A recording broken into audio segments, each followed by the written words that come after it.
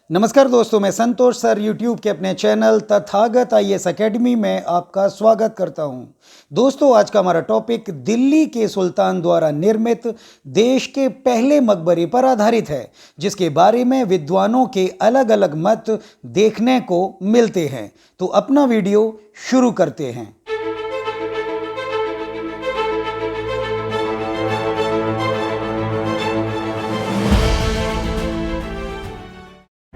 दिल्ली को अपनी राजधानी बनाने वाले पहले सुल्तान अल्तमश ने अपने सबसे काबिल और चहेते बेटे नासिरुद्दीन महमूद को लखनौती के सूबेदार गयासुद्दीन आजम हिसामुद्दीन एवज खिलजी से लखनौती छीनने के लिए बंगाल भेजा।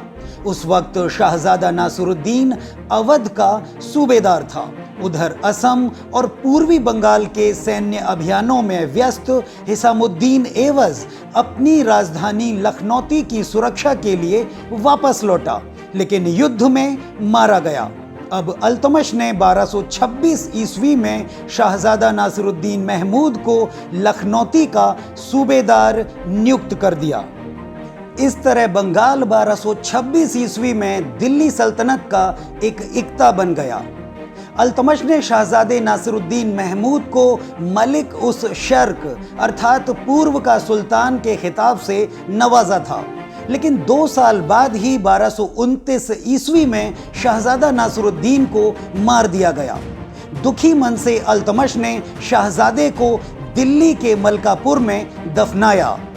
तुर्क सुल्तानों द्वारा भारत में निर्मित यह पहला मकबरा था, इसलिए सुल्तान अल्तमश को मकबरा निर्माण शैली का जन्मदाता कहा जाता है। हालांकि अल्तमश ने मकबरे का निर्माण 1231 ईस्वी में करवाया था। इसी परिसर में अय्याश सुल्तान रुकनुद्दीन फिरोज शाह तथा मुइजुद्दीन बहराम शाह को भी दफनाया गया था।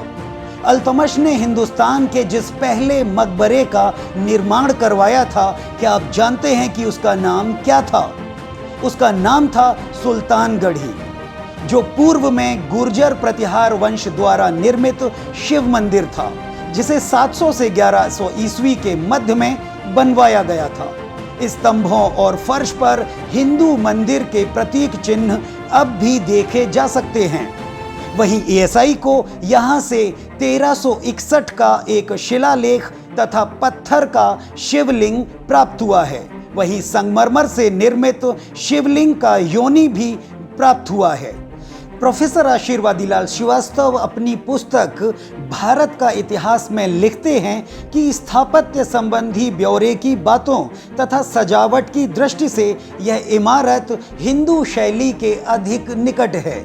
अन्य किसी मकबरे में इतना हिंदू प्रभाव नहीं दिखाई पड़ता।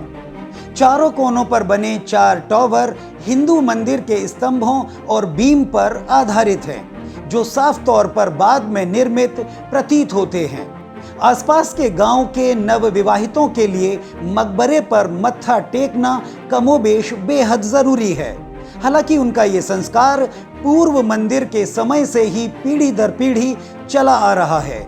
यहाँ के हिंदू नासिरुद्दीन महमूद को शेख सादी की कब्र के रूप में पूजते हैं। सुल्तानगढ़ी मकबरा 25 हेक्टेयर भूमि तक फैला है और इसकी मूल संरचना हिंदू मंदिर या सुदृढ़ दुर्ग के समान है।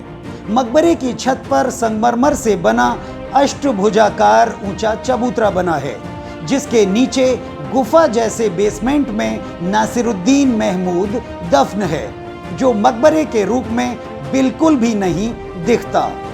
पूरी इमारत दिल्ली के अरावली बलुआ पत्थर से निर्मित है। सैयद अहमद खान असरारू सनदीद में लिखते हैं कि सुल्तानगढ़ी का संगमरमरी गुंबद किसी मंदिर से प्राप्त किया गया है तथा इस मकबरे में बड़े पैमाने पर हिंदू मंदिरों के पत्थरों का प्रयोग किया गया है, जैसे कि कुव्वतुल इस्लाम मस्जिद में। वहीं दिल्ली अर्बन हेरिटेज फाउंडेशन की पूनम बिष्ट इस बात को लेकर चिंतित हैं कि अब भारतीय सेना ने सुल्तानगढ़ी के पास आवासीय परिसर बनाने की योजना बनाई है। ऐसी ही रोचक जानकारियों के लिए आप हमसे जुड़े रहें और हमारे चैनल को सब्सक्राइब कर लें। तो आज की वीडियो में सिर्फ इतना ही, मिलते हैं फिर किसी नए टॉपिक के साथ।